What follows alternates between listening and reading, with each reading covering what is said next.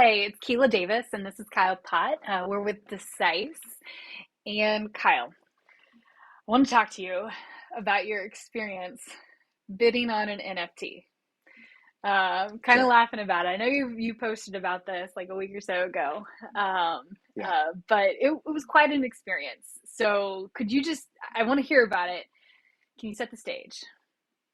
Yeah, I saw the art, I clicked buy now, it was done, just like on Amazon. No, no, I'm kidding. I am kidding, That and is that how is we not at imagine all. these things should Yes. work, right? Yeah. Well, crypto is frictionless and it's cut out the middleman and it's so easy to use. No. Okay. So, Low we had a fees, chance. yeah. So we had a chance to go to an amazing event on the 99th floor of the Willis Mhm. Tower in Chicago. And it was hosted by an art studio, I'm Not Art, as well as the Pizza DAO. And it was a really cool celebration. It was the 12-year anniversary of the first official Bitcoin transaction, which I think was like 10,000 BTC was exchanged for two pizzas. It's like the world's most expensive buy of food ever. But there's this an amazing event. It was just one of those nights in Chicago too, like totally clear skies. We could see Decisive headquarters from up there. It was just awesome. It was really, really cool. And to this point, like I wouldn't consider myself to be super into art. Um, and I hadn't bought any NFTs. But we got to this art studio, and I saw a piece of art, and I just loved it. Like, it spoke to me. I think the way art should. I'm no expert, but like you see something, you go, "Oh my gosh, that's so cool." And this piece of art in particular was an NFT from an artist named Sophie Sturdivant. And what made the night even more special is the artist was there, and so it was just super cool. And so we met her and got to talking to her and learned also that this particular NFT was her Genesis NFT. So she had just started her own blockchain. It was the very first NFT. I was like, oh my gosh, all right, I got to have this thing. Great. So um, uh, the picture of the art had a QR code. You could click it and it pushed it into OpenSea and it was like make offer. Okay, cool. Um, but that is where like the fun of buying an NFT stops. Yeah, so I want to just like reiterate something a little bit here real quick. When you say the art spoke to you, like I really think that it did. Standing there, we're in a room full of screens and people in 99th floor of Willis Tower while the sun is setting. I mean, there are so many things that you could be just looking at out of every angle that you turn, right? There's beauty everywhere. And your eyes just went to this piece of art, and you walked over to it. You stayed there almost the entire evening. We try and go look at It was something, and cool. before you Yeah. know it, Kyle's standing back by by this NFT. Okay, and he's like, "I'm going to buy this," and I'm like, "Okay, great." And I know we even spent time like wandering around trying to find the artist because we had heard that she was there, and so Yeah. by like the art spoke to you, like you really liked this NFT, and Yeah. were really dead set on it. And so by and even by like dead set on it, like you wanted to bid right there, right when we were standing Definitely. there. But that didn't happen, did Well, sort of, but it? mostly no. It's sort of, but mostly no. So we thought today like we would just talk a little bit about what that process was like, and maybe where some innovation is still needed. Um, And so the first thing I'll note is it was this NFT is hosted on OpenSea, which is an exchange, a marketplace to buy and sell NFTs. My goal in this NFT, by the way, if you can't tell, it wasn't to like buy it, hold it, resell it in 5 years, or use it for clout to get into different DAOs or anything like that. It was just like the simple, what I think art should be. Like I was picturing that thing like hanging on my wall. Like I just really liked it. So, all right. So, step one, let's follow the QR code. Let's go into OpenSea. Let's click the button to make bid. Great. Next step, connect my digital wallet. Okay, I have a digital wallet. Like all goods, like blockchain people, I have like several. Uh, and so, um, this is where my particular experience went sideways. So I go to connect the wallet. It's in Coinbase, and I got a new cell phone in the period since I last accessed my wallet. So now I can no longer pass my multi-factor authentication because I have a new phone number. So I'm at the party. It's a legit party, DJ, drinks, like people partying. So I pull up at a table and I'm like, okay, I've got to now resubmit proof of identity so that my multi-factor can work on my new phone number. And so, like all cool dudes at a party, I pull out my driver's license and I start, take a picture of the front and take a picture of the back. And it's a know your customer control by Coinbase. I totally get it. Like multi-factor authentication, best practice, should totally use it in just about any context that you can. And so, that's totally legit. But um, what turned out to be frustrating in this case was it was a 24-hour period for Coinbase to review my submitted driver's license. So I was like immediately like, oh no, I can't, I can't make a bid. I'm going to lose this art. You feel all those feelings, but um, 24 hours elapsed and I got access to my wallet. And then this is like maybe my first, like, okay, opportunity for innovation. My digital wallet held no money. I actually did not have any coin. I didn't have any USD. There was nothing in that wallet. And so I think that's maybe the first learning here is, okay, KYC controls are intended to be deployed on a risk basis. This is obviously not a risky transaction. There's no assets. So But um, that was because you have multiple wallets, right? And so you just were authenticating to the wrong one at that point in time, right? And you weren't willing to wait another 24 hours to be authenticated against another wallet. exactly, Yeah. exactly. And so um, I finally get access to the wallet, and I realize the next step.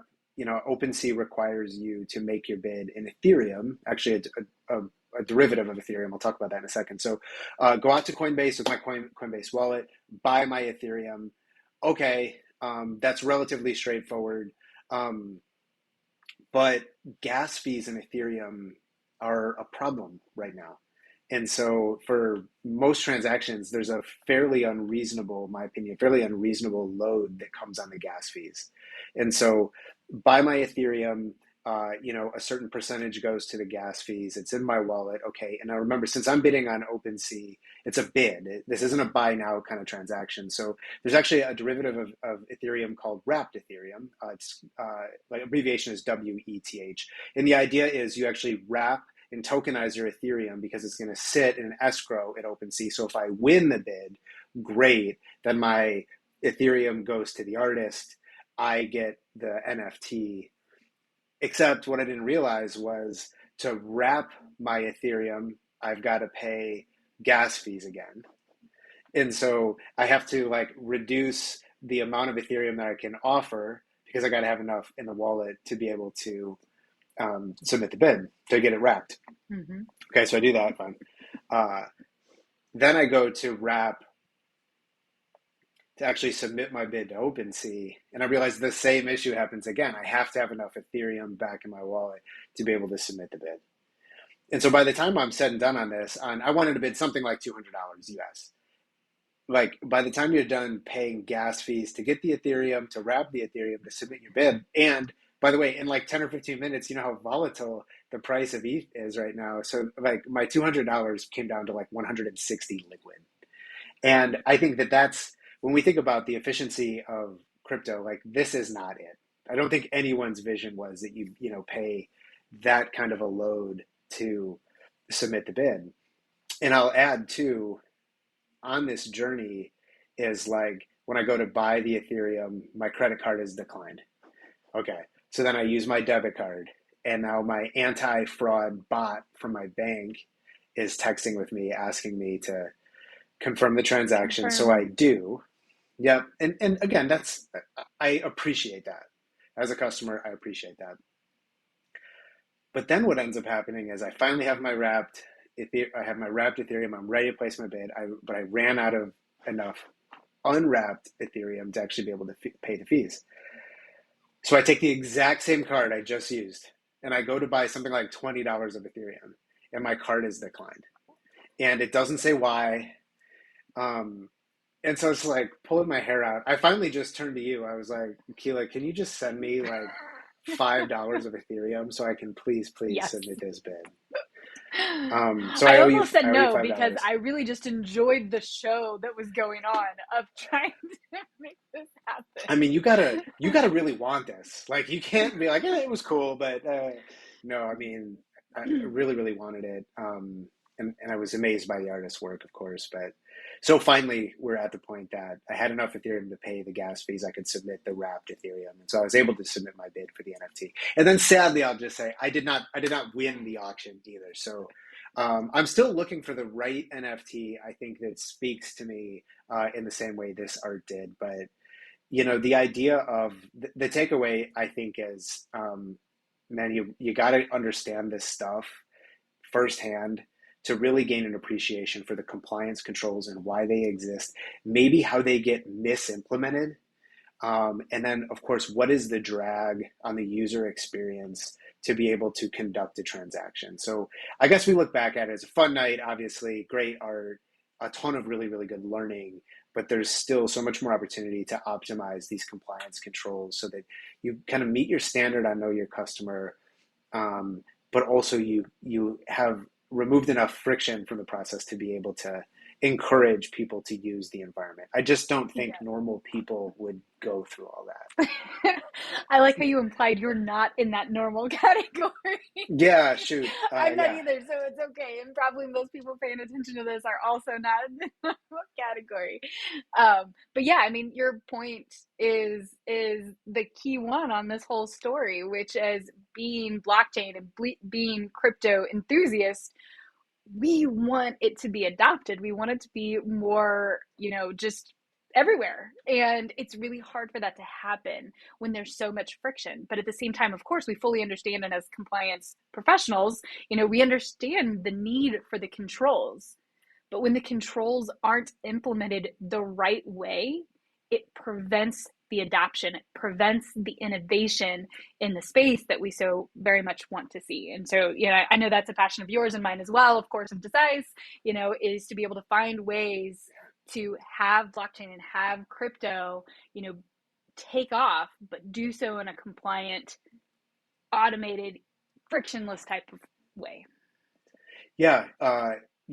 Said in the reverse, like, I'm in front of this artist. I'm sure violating all sorts of like etiquette for art. Like, I'm asking her like, how'd you get the idea? And what does it mean? And like, tell me about the art. Like, I think like now I was looking back at that, I was like, oh gosh, I probably came across kind of like a newbie there. Like, I think I'm supposed to interpret it. I don't know. But there was so much friction in this transaction. I honestly thought in the moment, can I just ask this artist to just give her US dollars out of my wallet? Like, I know it's an NFT and the whole thing is wrong and you're not supposed to go on chain, but I was just like, I'm here with you and I want this thing Oh and no. I have money in my wallet. I just give you the money.